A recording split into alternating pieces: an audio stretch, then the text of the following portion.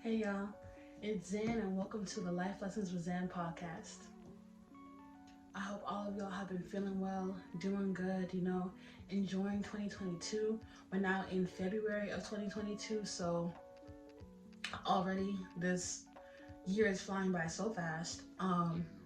And yeah, I hope y'all are just enjoying yourselves. I hope y'all are learning. I hope you're growing. I hope you're healing. I hope whatever you got going on in your life that you need to do to make you a better you got that going on for yourself. I also want to say I'm proud of you. I'm proud of what you're doing. I'm proud of your growth. I'm proud of your achievements. I'm proud of you continuing to move forward even when it's hard. I'm proud of you continuing to heal even when you just want to sit in your hurt all the time. I'm proud of you developing and growing and continuing to show up for yourself every day. That is a beautiful thing. And do not take it for granted. So in today's episode, I wanted to talk about rushing the process, being impatient, taking shortcuts, things of that nature, right? We don't realize how much we do ourselves a disservice when we take a shortcut, are impatient, want to cut corners, or rush the process. And the reason I feel like this is the job does not get done right when you do these things, right? Like the whole mindset around being impatient and taking a shortcut and just getting to the thing you want to get to is that if you speed up, you'll go faster and you'll get to where you want to be, right? It makes sense. But what I've come to learn is even if you end up to the spot that you want to be at by taking a shortcut, being impatient, rushing, speeding up the process in any type of way, you may get there faster, that is true, but you won't be prepared to show up the way that you were really meant to because you skipped critical steps to be able to even get to that point, right? For example, just a random example. If you are an Olympian, say a runner, and part of your training is to run, let's say 10 miles a day. I don't know how much Olympians train. I don't know if that's too little or too low. I don't know. This is just an example. Let's say your training is to run 10 miles a day. But you're like, you know what? I'm not trying to do training like that. I'm gonna run 5 miles a day and call it a day, and I'm gonna cut through whatever pathway to get to where I want to be. Yeah, you're gonna get to the finish line, but you're not really going to be prepared to truly run the 10-mile marathon.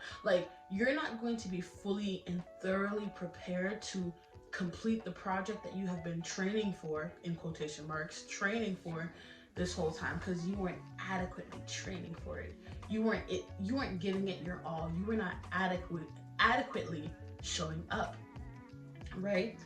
Taking that shortcut, it got you to where you wanted to be,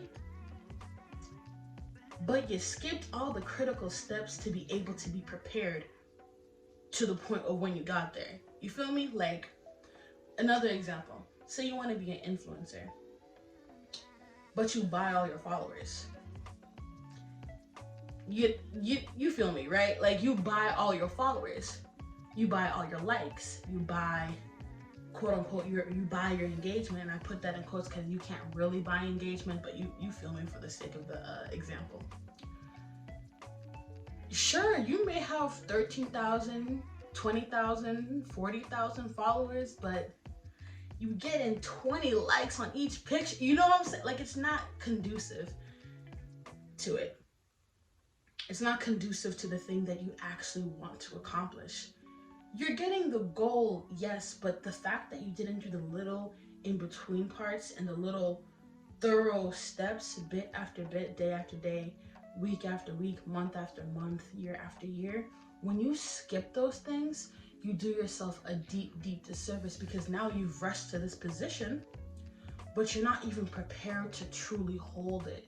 You're not even really prepared to take this position for all that it's worth and really strive in it and really flourish in it because you're not ready. There are so many missteps, so many little things, so much lack in your character development, literally, because there were so many things that you skipped. I had to learn this myself in a lot of different areas. Back in high school, I don't know what was with me. I think I just did not like school for real. And I think I didn't like school for like an accumulation of reasons, but I simply didn't like school. Let's keep it like that for the sake of this story, right? I didn't like school, but I didn't want to fail my classes. So I would like not study like at all, not practice nothing, not really do my homework until the last minute every single time. And it's like, sure, I mean, you did the homework, but you didn't practice it, so you don't really know, like you don't not fully engaged and immersed in this material, so you're not gonna get that good of a grade because you're not, because I was not like fully present in my practice. That's how I'll say it. I was not fully present in practicing my homework. I was not fully present in practicing the work that I had to do. Overall, I think a big reason why we rush the process is because we don't respect the process. Like, we have it so set in our minds that the goal is what is important, right? That the $1 million is what's important, that the big house or the access to different areas, the traveling around the world, and don't get me wrong, all these things are great. I want these things myself, but we value these things so much, the goals, the big things, the really heavy hitter things. We don't even think about the fact that like the small little steps, day in and day out and week after week and month after month, like those small steps is what builds you to be able to have those bigger steps. The systems in place, the hustle, the grind, the day-to-day work, and being present in your day-to-day work for yourself, being present in your day-to-day journey for whatever it is that you're trying to build. That is where the power really lies. Because each day builds to a week, which builds to a month, which builds to a year. And these things, yeah, they take time and it's not easy to do and it's hard. But those big heavy hitters literally do not exist without those small, more mundane, more regular, quote unquote, pieces. I think also sometimes we attach our happiness and our joy and our peace to these big things, and we think, when I get here, I'll be happy. When I get there, I'll be satisfied. When I get here, I'll feel good. And that mindset is so backwards. Because you're living life today. You are experiencing life today. You're in the process and in the journey right now as you're breathing. You are a part of your life experience. You're immersed in your life experience currently. Being happy in life is not something to be waited on. It's something to experience now. Yes, we want to achieve our dreams. Yes, we want to achieve our goals. Yes, we want really big things. But rushing to those big things as if those big things is what's going to validate us or bring us happy or bring us peace or bring us better self-worth is backwards. All those internal things, all those priceless things come from your day-to-day interactions, living your life presently, one step at a time, 1 minute, 1 hour, you know, little increments at a time. The present moment is the only moment that you truly have. And I get it, man. I be rushing, I be impatient. I want to get to the good stuff. I want to get to the good part. But assuming that there is a good part of our lives is also assuming that there's a bad part. Or also assuming that our lives are not as valuable if we don't get to that good part of our lives. One thing that made me really wrap my mind around this idea of like the goals being the good part and rushing through the process to try and get to the goals. One person who like always pops up in my mind when I think about this conversation is Doja Cat. Doja Cat is somebody who has been working in music as a musician, as a writer, a singer, a rapper, a producer, literally all of it for a very, very long time. I remember being in high school, like, damn, that was a while ago. I was in high school a while ago, like 6-7 years ago. And people were talking about Doja Cat and talking about her new music videos and her new music that came out and this and that and the other.